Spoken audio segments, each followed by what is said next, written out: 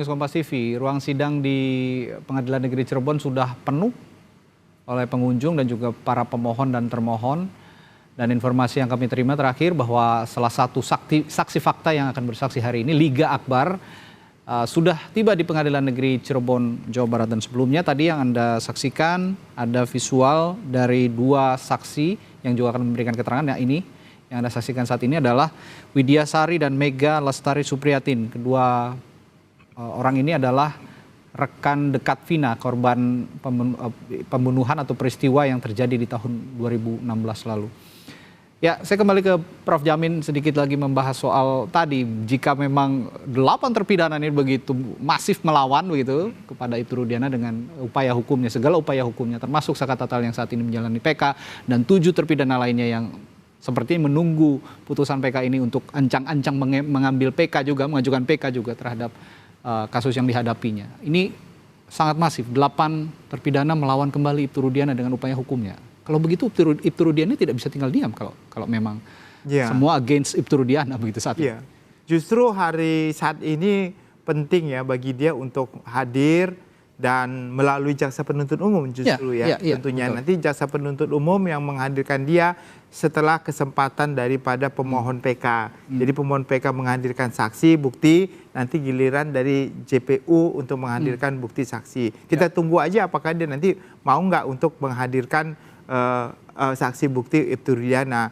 Dan saya kira karena begini, Ibtu Rudiana ini kan masih aktif ya sebagai institusi kepolisian. Jadi jangan sampai nanti orang menilai kok orang kepolisian lembaga ini nggak taat hukum gitu loh, nggak mau melawan gitu ya untuk bisa, walaupun dalam konteks Ibtu Rudiana kan korban secara pribadi ya, personal. Tapi kan masyarakat susah ya untuk memilah kedudukannya sebagai pribadi dia sebagai korban anaknya meninggal, sebagai pelapor, dan di satu sisi dia yang mengambil para saksi untuk diperiksa, kan itu kan dua hal. Dia sendiri mengakui waktu itu melakukan investigasi mandiri kan pada tahun 2016 sebelum melaporkan. Bercampur aduk begitu. Itu yang kedudukannya harus dipertanyakan. Nah, inilah wadah kesempatan yang perlu bagi seorang Ibtu atau kepolisian dia sebagai pribadi untuk menjelaskan sejelas-jelasnya. Dan jangan dibilang ini terus nanti menggulung seperti es sehingga lembaga kepolisian, kepercayaan masyarakat menjadi turun ini. Oh, kok bisa ya polisi begini tidak mau mengklarifikasi, jangan-jangan benar apa yang diomongin, kan begitu kan. Masyarakat selalu berpikir kalau sudah diomongin selalu benar, kalau nggak ada tanggapan begitu. Jadi makanya perlu saya kira ya Pak Kapolri, Pak Listio Sigit untuk memerintahkan supaya Ibtu Rudiana juga ya walaupun secara proses kasusnya untuk bisa ini ikut membantah atau memberikan keterangan supaya jelas dan terang apa yang diungkapkan oleh si Ali Akbar dan juga Dede ini benar-benar benar atau enggak, jangan-jangan enggak benar gitu. Tapi kan asumsi kita sekarang karena enggak dibantah dianggap benar seperti itu. Ini yang sama-sama kita tunggu juga, memang upaya hukum yang sedang berjalan ini memerlukan memerlukan kontra pernyataan juga dari Ibtu Rudiana yang mungkin bisa saja sebenarnya dihadirkan oleh jaksa. Dan satu lagi Prof, bahwa kehadiran ini juga kehadiran Ibtu Rudiana jika memang diperlukan oleh jaksa dipandang, ini sepertinya juga bisa memulihkan citra Polri yang selama ini juga dinilai ya dalam kasus ini ya, at least dalam kasus ini saya yakin citranya juga akan menurun begitu kira-kira di mata hukum. Artinya sejak adanya movie atau film Vina ini lalu ditemukan kesalahan prosedural dalam penyelidikan dan penyidikan terhadap pelaku ini dan pencabutan ini kan semua awal muasalnya dari kepolisian yang melakukan penyidikan yang berubah. Padahal keterangan di putusan pengadilan itu ada yang menyatakan ini laka lantas gitu. Ada keterangan polisi awalnya, tetapi jadi keterangan pembunuhan begitu. Nah, jadi saya kira harus ini kan publik sudah menjadi atensi publik ya. Jadi kepolisian juga dipertaruhkan gitu, wibawa kepolisian dengan satu pelaku satu kepolisian ini. Jadi nggak apa-apa, hadirlah. Jadi saya kira lebih baik, lebih cepat, lebih bagus ya untuk memberikan keterangan ya. Apakah bentuknya konferensi pers, silakan. Kalau nggak mau ke pengadilan ya bisa saja konferensi pers nanti didampingi oleh Humas Polri atau Kadipropam untuk bisa ikut ya untuk mengawal kasus ini supaya jangan liar kemana-mana, begitu maksudnya jangan sampai. Ini sebenarnya sudah nggak liar, ini formil kan gitu ya. Di pengadilan ini kan sudah formil. Jadi apa yang disampaikan ini tercatat sebagai bentuk legal statement gitu loh, bukan isu gitu. Jadi makanya legal statement kalau menurut saya harus dilawan dengan atau dibantah dengan legal statement juga. Jangan konferensi itu lagi gitu loh. Ya ini seringnya berkali-kali kemarin ini ya begitu, legal statement lalu ada konferensi pers di luar ruang sidang yang kedudukan hukumnya juga berbeda. Kira-kira seperti itu. Benar. Ya.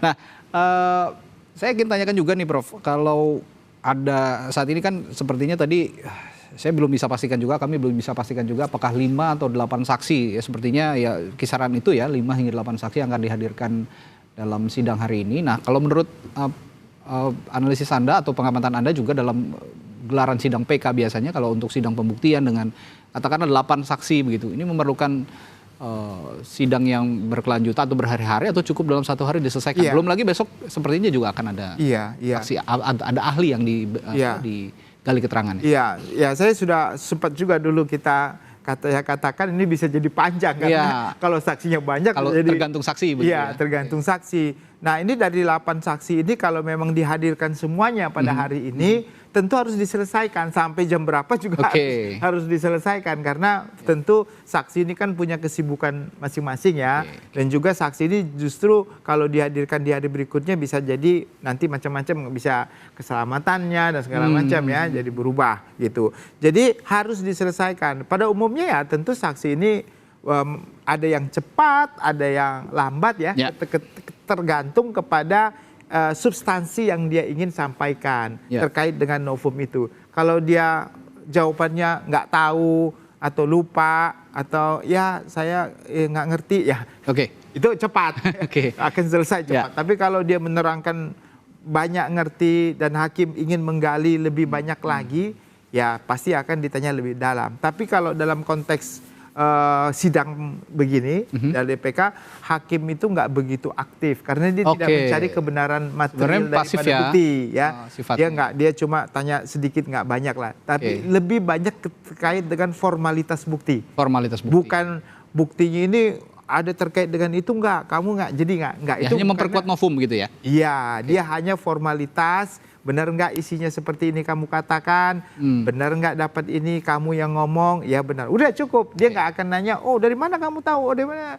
Benar nggak? Enggak. Nah, itu berarti yang akan menggali kuasa hukum dan pihak pemohon dan termohon? Iya, jadi yang paling aktif ya mereka. Hakim ini, beda kalau pokok perkara yang diperiksa ya. Kalau pokok perkara hakim ikut seperti orang yang menggali lebih dalam gitu. Tapi kalau dalam kasus ini hanya formalitasnya aja. Jadi yang paling banyak berdebat nanti yang kita lihat adalah para saksi, para kuasa hukum dan juga jaksa penuntut umum. Jadi hari ini diperkirakan mungkin akan paling banyak mungkin akan ada 8 saksi fakta yang akan dihadirkan.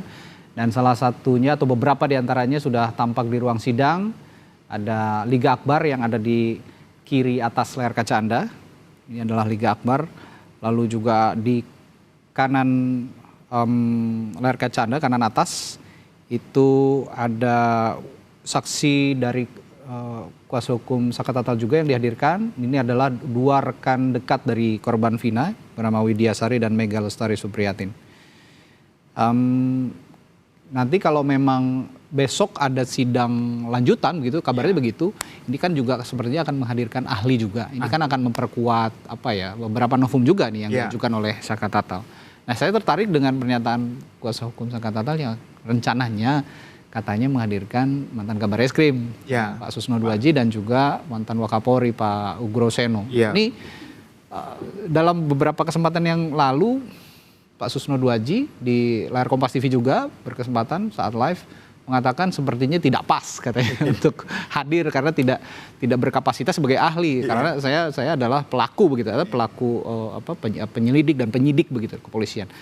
Bisa berubah nggak pendapatnya kalau memang dibutuhkan kira-kira nanti ada substansi yang pas begitu dikaitkan kepada sosok Pak Susno Duaji untuk menjadi sebenarnya ahli. Secara substansi Pak Susno ini punya kapabilitas ya sebagai mantan Kabar Eskrim, punya pengalaman Dan dia juga sudah purna bakti kan. Artinya dia tidak terikat lagi pada institusi. Gitu. Jadi dari sisi keahlian dia mumpuni, dari sisi keterikatan kedinasan dia sudah tidak ada terikat. Jadi sebenarnya kapabilitas dia sebagai ahli bisa. Dan saya yakin dia juga bisa jelaskan prosedur penyidikan dengan lebih baik begitu ya. Sebagaimana seharusnya begitu. Apalagi Pak Urgoseno juga ya. Kita kenal bagaimana integritas daripada Pak Urgoseno ya. Jadi saya kira kemampuan kedua belah pihak ini sangat dibutuhkan. Ya masalah personal ya saya kira ya. Bukan masalah kualitas. Gitu. Personalnya dia